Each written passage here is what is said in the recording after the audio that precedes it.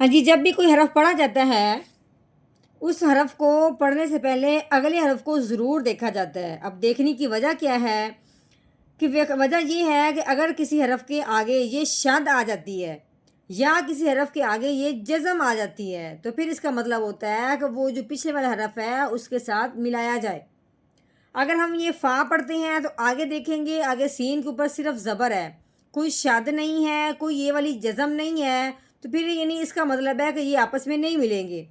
فا کو پڑھا ہے، سین کو دیکھا تو یہ آپس میں نہیں ملے گا۔ جب ہم سین پڑھیں گے، آگے جب دیکھا ہے تو آگے شد آ گئی ہے، تو اب ہم نے کیا کرنا ہے، سین کو واؤ کے ساتھ ملا دینا ہے اس شد کی وجہ سے۔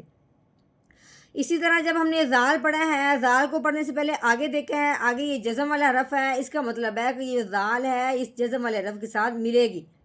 جب بھی آپ کو اگلے حرف پہ جزم نظر آ جائے یا اگلے حرف پہ شد نظر آ جائے تو آپ نے پچھلے والے کو اس حرف کے ساتھ ملانا ہے۔ پھر ملانا کس طریقے سے ہے، جو شد والا حرف ہوتا ہے وہ حرف دباؤ کے ساتھ پڑھا جاتا ہے، اس کو کوئی کھینچتے نہیں ہے، کوئی کچھ نہیں کرتے۔ لیکن جزم والا جو حرف ہوتا ہے اس پہ قاعدے آتے ہیں۔ یہ جزم جس کے اوپر آتا ہے، جس حرف کے اوپر بھی آئے اس کا قاعدہ علیحدہ ہوتا ہے۔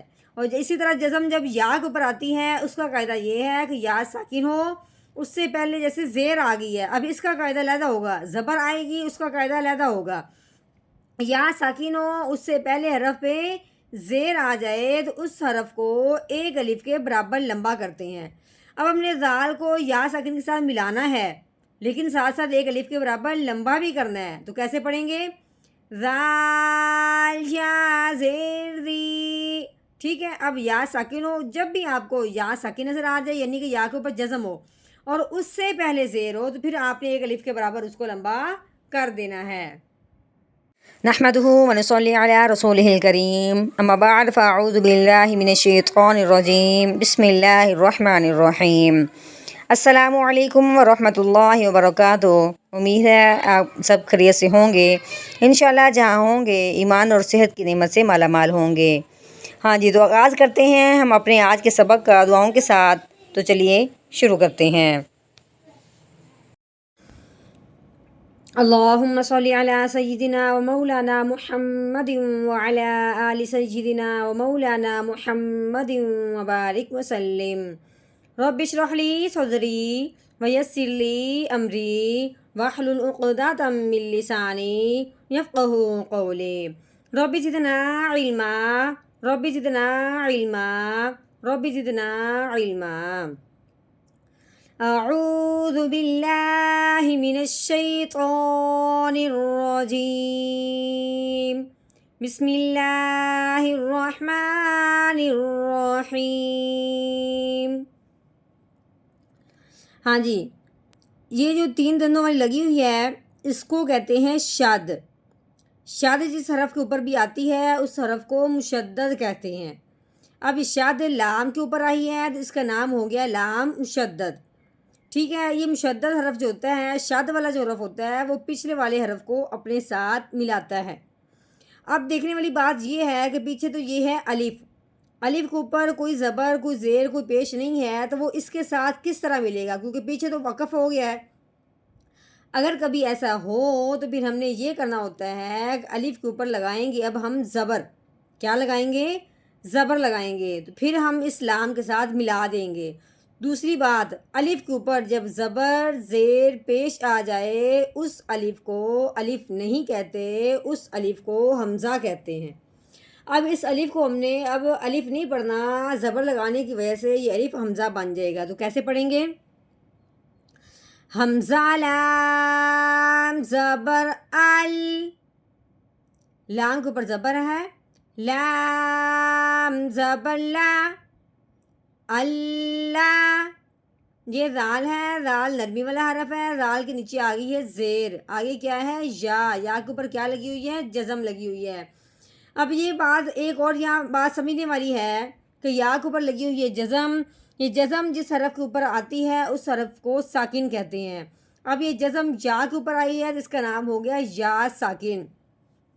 جب ہو یا ساکن تب بات اور ہوتی ہے، ٹھیک ہے۔ جب یا ساکن ہو اور اس سے پہلے زیر آ جائے، یا ساکن سے پہلے حرف پہ زیر آ جائے تو پھر اس حرف کو ایک الف کے برابر لمبا کرتے ہیں، کیونکہ یا یہ حروف مدہ میں سے ہے، یعنی کہ اس کے اوپر جب جزم آئے اور اس سے پہلے زیر ہو تو پھر وہ اس یا کی وجہ سے یہ ذال کو ہم نے ایک الف کے برابر لمبا کرنا ہے۔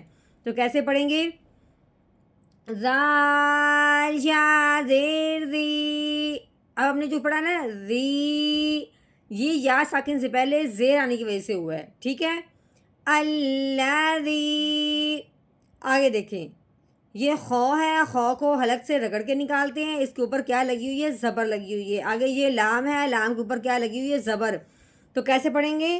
خو زبر خو، لام زبر لا، خولا۔ یہ قوف، قوف کو حلق کی گہرائی سے نکالتے ہیں اور جھٹکے لگا کے ادا کرتے ہیں، اس کے اوپر بھی زبر لگی ہوئی ہے۔ کیسے پڑھیں گے؟ قوف زبر قو، خلق۔ آگے یہ فا ہے، فا کے اوپر زبر لگی ہوئی ہے، فا زبر فا۔ سین، سین سیٹی والا حرف ہے، اس کے اوپر بھی زبر لگی ہوئی ہے، لیکن اگلا حرف ہے شد والا، یعنی 3 دندوں والا۔ شد والا جو حرف ہوتا ہے اس حرف کو مشدد کہتے ہیں۔ اب یہ شد آئی ہے واؤ کے اوپر، جس کا نام ہو گیا واؤ مشدد، ٹھیک ہے۔ مشدد حرف جو ہوتا ہے وہ پچھلے والے کو اپنے ساتھ ملاتا ہے، ٹھیک ہے۔ اب سین کے اوپر آ گئی ہے زبر، اب ہم نے واؤ کے ساتھ ملانا ہے۔ کیسے ملائیں گے؟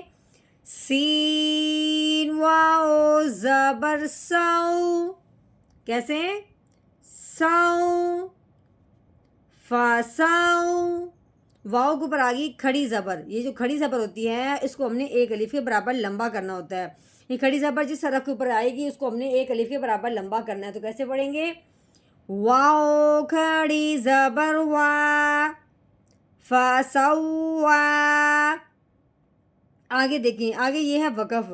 وقف کی صورت میں آخر والا حرف اس طرح اگر کھڑی زبر والا ہو تو اس کو ویسے کا ویسے رہنے دیتے ہیں، اس میں کچھ فرق نہیں آتا، صرف ہمارے لہجے میں فرق آئے گا۔ تو کیسے پڑھیں گے؟ آگے وقف فسوا، فسوا۔ ہاں جی، اس مکمل آیت کا ہم نے کر لیا توڑ، اب ہم نے کرنا ہے اس کا جوڑ۔ تو کس طریقے سے پڑھیں گے؟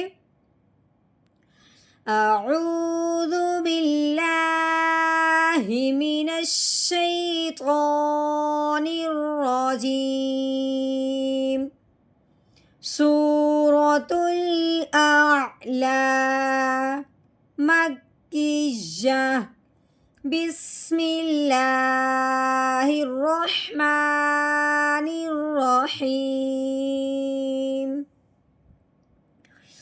الذی خلق فسوى، الذی خلق فسوى۔